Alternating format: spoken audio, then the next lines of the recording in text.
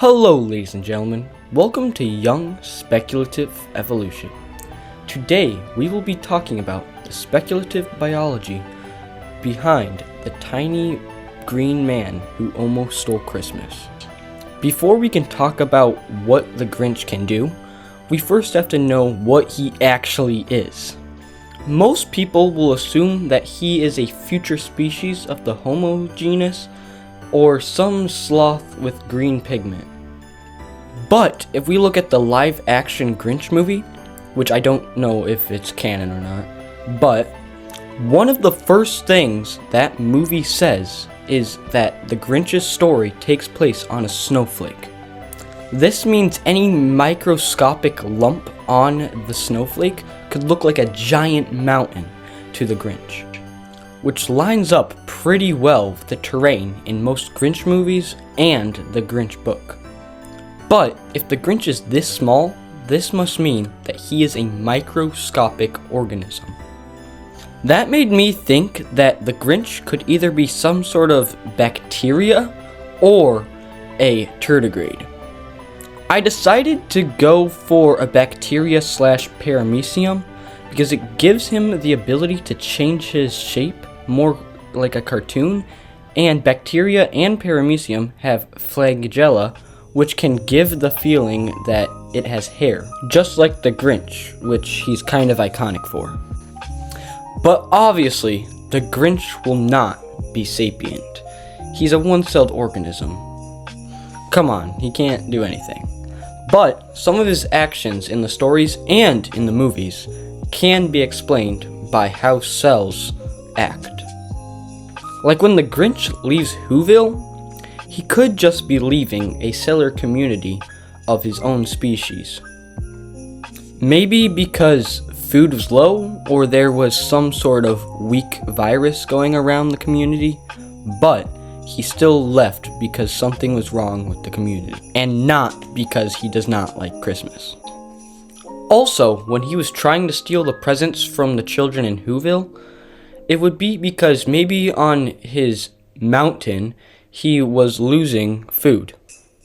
So he went back to his original cellular community and took their food. Now knowing about how the Grinch evolved from a unicellular organism, I am proud to show you the Capillos homios verdiras, or the Grinch.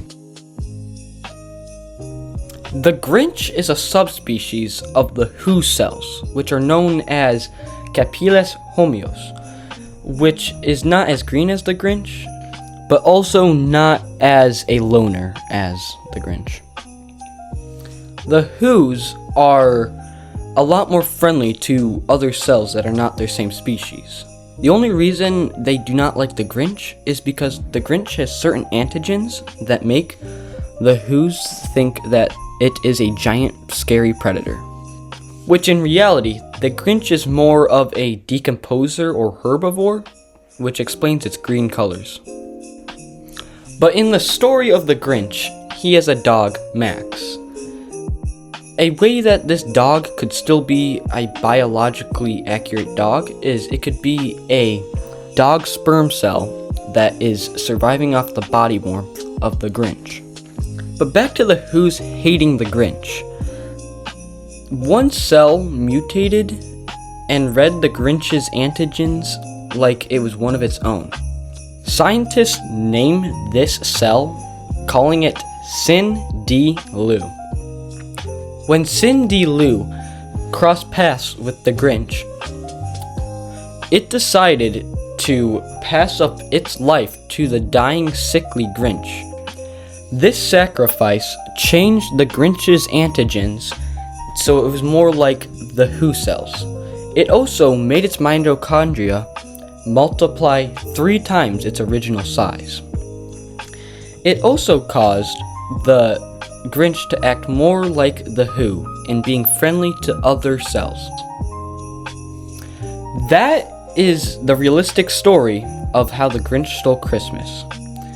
It's funny how this tiny cell can teach us how if we just let a little love into our life, we can completely change and spread love to everyone we meet. And if you eat kids, you get bigger mitochondria. Don't forget to like and subscribe if you like this short but deep dive into the Grinch's biology. But thank you all for watching, explorers, and see ya.